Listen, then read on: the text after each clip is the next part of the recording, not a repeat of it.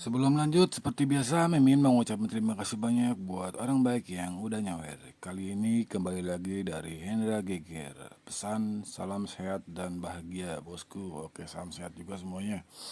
Buat orang baik yang udah nyawer, Mimin mau ngucapin terima kasih banyak. Semoga semakin bertambah rezekinya, panjang umur, dan sehat selalu. Kita lanjutkan ke intronya. Ichikiwir. Kembali lagi bersama channel kita semua. Jika Anda suka, jangan lupa komen, like dan subscribe, share juga bila Anda berkenan. Selamat membaca dan mendengarkan. Perintah Kaisar Naga, Bab 3684-3686. Mengapa kamu ada di sini? Zeke juga sangat terkejut saat melihat Dev, dia tidak pernah menyangka Dev akan pergi ke sini. Terlebih lagi, Dev diburu oleh aliansi penyegelan iblis, dan mereka bahkan merancang untuk memfitnah Dev, tapi sekarang Dev masih muncul di hadapannya dalam keadaan utuh. Kamu mengapa di sini? Apakah kamu tidak tahu bahwa kepala keluarga Ningmu telah mati secara tragis? Dev juga bertanya dengan kebingungan di wajahnya. Tapi saat dia selesai berbicara, mata Dev sudah menatap Zeke. Karena dia menemukan bahwa Zeke sebenarnya sedang memancarkan puncak alam kesengsaraan transendensi pada saat ini. Dalam waktu singkat, leluhur keluarga Ning telah dipromosikan ke puncak alam kesengsaraan transendensi. Itu sungguh keterlaluan. Yang lebih keterlaluan lagi adalah, bagaimana nenek moyang keluarga Ning bisa memiliki aura klan iblis dari tubuhnya. Dev tahu bahwa keluarga Ning bukanlah pembudidaya iblis, dan semuanya adalah pembudidaya manusia. Melihat Zeke di depannya, dan memikirkan dia dan Preston bersama, dan kematian tragis Charson, Dev sepertinya memahami sesuatu. Siapa kamu? Apakah kamu bukan nenek moyang keluarga Ning? Dev memandang Zeke dengan waspada dan bertanya. Zeke melihat bahwa Dev telah mencurigainya, jadi tidak perlu berpura-pura. Dev hanyalah seorang biksu kelas 2 di alam kesengsaraan transendensi. Dan Zeke sekarang berada di puncak alam kesengsaraan transendensi, sangat mudah untuk membunuh Dev, jadi dia tidak perlu menyembunyikan identitasnya. Hahaha, Dev, kamu masih sangat pintar. Kamu benar, saya bukan nenek moyang keluarga Ning. Saya hanya menggunakan tubuh orang tua ini. Zeke tertawa dan berkata. Mendengarkan suara Zeke, Dev berpikir keras dan bertanya dengan tajam lagi, siapa kamu? Dev, apa kamu tidak ingat teman lamamu? Kalian semua mengira aku sudah mati, tapi sayang sekali aku hidup kembali. Selama aku mendapatkan batu iblis surgawi dan membentuk kembali tubuhku, aku akan menjadi diriku yang dulu lagi. Zeke berkata sambil mencibir. Zeke. Dev tertegun, sosok Zeke langsung terlintas di benaknya. Tetapi pada saat itu, dia memang melihat bahwa Zeke sudah mati. Kemudian mayatnya tersedot ke dunia surga dan dunia manusia. Namun, sisa jiwa Zeke juga kemudian tersedot ke dunia surga dan manusia. Dev tidak mengetahuinya. Selamat atas jawabanmu yang benar, tapi tidak ada imbalannya. Sisi baiknya adalah, aku bisa membuat kematianmu tidak terlalu menyakitkan. Zeke tersenyum. Aku tidak menyangka kamu masih hidup dan bersembunyi di tubuh leluhur keluarga Ning. Namun, di dunia sekuler, aku telah mengalahkanmu, begitu pula di dunia surga dan manusia.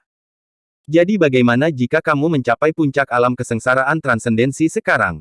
Tubuhmu yang tua dan rusak mungkin akan membuatmu mustahil untuk menampilkan kekuatan penuhmu. Terlebih lagi, ada tabu di mana-mana di sini. Aku sama sekali tidak takut padamu. Jika aku bisa membunuhmu sekali, aku bisa membunuhmu untuk kedua kalinya. Dev berkata dengan acuh tak acuh. Meskipun Zeke telah mencapai puncak alam kesengsaraan transendensi, tubuhnya saat ini tidak dapat membiarkan dia melepaskan kekuatan penuhnya, dan jika dia mengerahkan terlalu banyak kekuatan, tubuhnya tidak dapat menahannya dan mungkin akan hancur dengan sendirinya. Ketika saatnya tiba, Zeke akan menjadi jiwa yang tersisa lagi, bagaimana dia bisa membunuh Dev? Zeke sendiri mengetahui hal ini, jadi dia tidak pernah mengambil tindakan terhadap Dev. Dia perlu membentuk kembali tubuhnya. Setelahnya, dia pasti akan mengambil tindakan terhadap Dev. Dev, kamu terlalu sombong. Bahkan jika tubuhku sudah tua dan rusak, itu lebih dari cukup untuk berurusan denganmu, biksu alam kesengsaraan transendensi tingkat 2. Zeke mengertakkan gigi dan berkata dengan nada mengejek. Benarkah? Kalau begitu ayo kita coba. Setelah Dev mengatakan ini, busur Raja Dewa langsung muncul di tangannya. Hanya ada 2 orang di gua ini, jadi Dev bisa mengeluarkan busur Raja Dewa tanpa ragu-ragu. Sekarang busur Raja Dewa ini juga merupakan senjata terkuat Dev. Setelah bertarung dengan Preston, Dev menderita banyak kerugian. Jika dia bertarung dengan Zeke lagi sekarang, Dev tidak akan bisa bertahan lebih dari beberapa ronde. Jadi begitu dia mengambil tindakan, dia mengeluarkan busur Raja Dewa, senjata dewa yang paling kuat. Saat busur Raja Dewa mengambil tindakan, gua itu dipenuhi dengan keagungan seorang dewa. Melihat busur Raja Dewa di tangan Dev, Zeke mengerutkan kening. Dia tahu kekuatan busur Raja Dewa dan betapa kuatnya itu. Dan di gua ini, jika dua orang berkelahi, seluruh gua bisa runtuh. Selain itu, ada tabu di sekelilingnya. Zeke masih memikirkan cara menerobos. Jika mereka bertarung, mereka mungkin terhalang oleh tabu dan justru malah terluka. Dev, gua ini penuh dengan tabu. Jika kita berdua bertarung, kita berdua akan terluka, dan kita semua akan dikuburkan di dalam gua ini. Aku tidak peduli untuk apa kamu datang. Kita masing-masing menerobos tabu ini berdasarkan kemampuan kita sendiri. Bagaimana kalau kita menyelesaikan dendam kita setelah meninggalkan gua ini? Zeke sedikit takut. Dia berhasil bertahan sampai sekarang. Selama dia mendapatkan batu iblis surgawi untuk membentuk kembali tubuhnya, dia akan mampu mencapai alam Mahayana. Biksu alam Mahayana adalah eksistensi yang tidak pernah berani ia bayangkan sebelumnya. Pada titik ini, Zeke tidak ingin kehilangan segalanya hanya untuk bertarung dengan Dev. Oke, kalau begitu kita tunda sampai kita keluar dan bertarung lagi. Dev menyingkirkan busur Raja Dewa. Faktanya, Dev tidak ingin melawan Zeke. Dia hanya menggunakan busur Raja Dewa untuk memanfaatkan situasi. Untungnya, dia bisa menakuti Zeke sehingga orang ini tidak berani mengambil tindakan sekarang. Jika Zeke benar-benar mengambil tindakan sekarang, Dev tidak akan bisa bertahan lama bahkan dengan busur Raja Dewa, lagi pula, dia sangat lemah sekarang. Ketika Zeke melihat Dev menyingkirkan busur Raja Dewa, dia sekali lagi fokus pada tabu itu. Sekarang dia telah menembus ke bagian tengah, selama dia menerobos beberapa tabu, dia dapat melihat ranah rahasia keterampilan intensif Sekte Iblis Surgawi. Ketika saatnya tiba untuk mendapatkan bidang rahasia keterampilan, Anda dapat menukarnya dengan batu iblis surgawi dan membangun kembali tubuh fisik Anda. Zeke dengan hati-hati mengamati ribuan benang di depannya, dan kemudian bergerak maju dengan hati-hati. Ketika Dev melihat tatapan hati-hati Zeke, dia mencibir di sudut mulutnya, dan kemudian gelombang cahaya keemasan meletus di sekujur tubuhnya, dan dia menutup mata dan berbalik ke arah benang yang sempurna. Dev sangat cepat, melampaui Zeke dalam sekejap dan berjalan di depannya.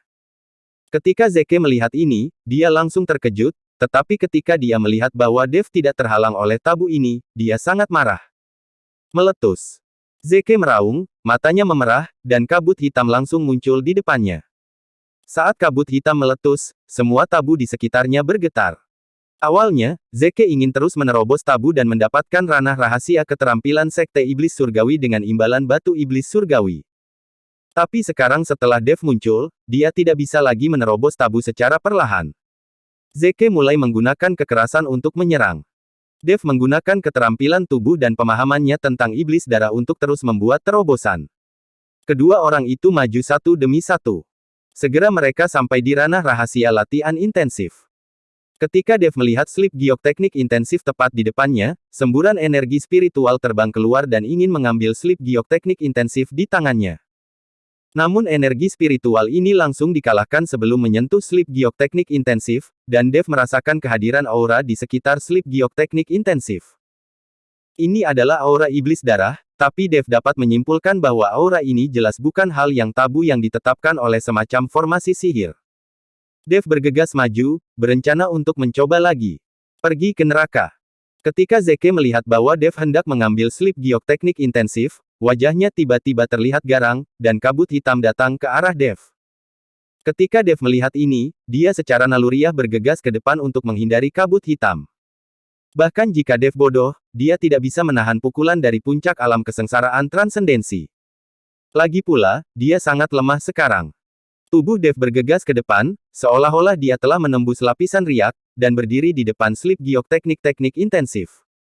Segera setelah itu, serangan Zeke juga tiba. Tapi kabut hitam ini tiba-tiba menghilang hanya beberapa langkah dari Dev. Zeke tertegun sejenak, lalu dia menembakkan beberapa kabut hitam lagi, tapi hasilnya sama, kabut itu runtuh di depan Dev. Melihat ini, Dev melihat sekeliling dengan hati-hati dan menemukan ada kekuatan tabu di sekitar slip giok tersebut. Meskipun dia tidak dapat melihat atau menyentuhnya, Dev dapat merasakannya. Baru saja, energi spiritual Dev runtuh saat bersentuhan dengan kekuatan tabu ini. Melihat Zeke tidak mampu menembus kekuatan tabu, Dev merasa lega, jadi dia mengulurkan tangan untuk mengambil slip giok teknik intensif. Tapi saat dia mengulurkan tangannya, cahaya keemasan meledak dari slip giok teknik intensif. Tubuh Dev sepertinya ditekan ke bawah gunung dalam sekejap, dan dia jatuh ke tanah dengan bunyi gedebuk. Apa yang sedang terjadi di sini? Dev kaget. Ini semua terjadi di depan matanya. Kenapa dia masih belum bisa mendapatkan slip giok teknik intensif? Tidak mungkin iblis darah menempatkan tabu pada slip giok teknik intensif ini. Tepat ketika Dev tidak tahu apa yang sedang terjadi, aroma yang sangat familiar bagi Dev perlahan terpancar dari slip giok teknik intensif. Ini adalah aura yang dipancarkan iblis darah saat dia dibangkitkan. Aura ini mengelilingi Dev. Dev merasa sangat nyaman dan mulai dengan rakus menyerap aura ini. Dengan kekuatanmu saat ini, aku khawatir kamu tidak akan bisa melanggar tabu pada slip giok. Kecuali kamu meminjam kekuatan guntur dan petir, kamu mungkin bisa menerobos tabu. Kata Raja Iblis Awan Merah. Kekuatan guntur dan petir. Apa maksudmu? Aku harus menerobos di sini dengan menyebabkan bencana guntur untuk mematahkan tabu pada teknik slip giok ini. Dev bertanya dengan heran. Itu benar, jangankan kekuatanmu, bahkan jika kamu berada di puncak alam kesengsaraan transendensi, kamu tidak dapat melanggar tabu ini, jadi meskipun kamu terburu-buru sampai akhir, kamu tidak akan bisa mendapatkan slip giok teknik intensif, kecuali kamu bisa menerobos di sini dan menarik bantuan dari bencana guntur. Raja Iblis Awan Merah mengangguk dan berkata. Ketika Dev mendengar ini, dia langsung terdiam. Apa yang dilakukan iblis darah ini? Tidak heran Sekte Iblis Surgawi telah menemukan begitu banyak master, tetapi semuanya pada akhirnya gagal. Siapa sangka akan ada tabu seperti itu di slip giok teknik intensif ini? Jika bukan karena Raja Iblis Awan Merah, Dev tidak akan tahu bagaimana cara mematahkan kekuatan tabu ini. Tapi lebih mudah diucapkan daripada dilakukan untuk menerobos sekarang. Terobosan Dev di setiap wilayah kecil membutuhkan sumber daya yang besar. Tapi saat menyerap aura yang memancar dari slip giok teknik intensif, Dev memikirkan ginseng naga iblis surgawi di cincin penyimpanan. Mungkin dengan menyerap energi dari ginseng naga iblis surgawi dapat membawa kekuatannya ke titik kritis terobosan. Dev mengeluarkan ginseng naga iblis surgawi dan mulai menyerapnya. Dengan kekuatan tabu di sekelilingnya untuk melindunginya, Dev tidak takut Zeke akan merugikannya. Dengan kemampuan Zeke, dia mungkin tidak bisa menerobos tabu yang sengaja dibuat oleh iblis darah. Dev duduk bersila dan mulai berlatih dengan tenang. Ketika Zeke melihat adegan ini, dia tertegun sejenak. Dia tidak mengerti mengapa Dev tiba-tiba mulai berlatih di tempat seperti ini. Zeke bergegas menuju Dev. Bang! Dengan suara keras, seluruh tubuh Zeke sepertinya terlempar dengan kekuatan yang sangat besar. Lalu seluruh pikirannya menjadi kosong. Ketika Zeke melihat dengan jelas, dia menemukan bahwa dia telah tiba di luar gua. Pada saat ini, di luar gua, Master Sekte Jiang, Noah dan yang lainnya semuanya menunggu dengan cemas. Mendengar suara keras yang tiba-tiba dan seseorang terbang keluar dari gua, Master Sekte Jiang dan Yaluk bergegas mendekat. Mereka semua mengira Dev lah yang tersingkir. Lagi pula, dengan tubuh Dev yang lemah, mustahil untuk menembus tabu di dalam gua dan memperoleh keterampilan intensif. Bersambung.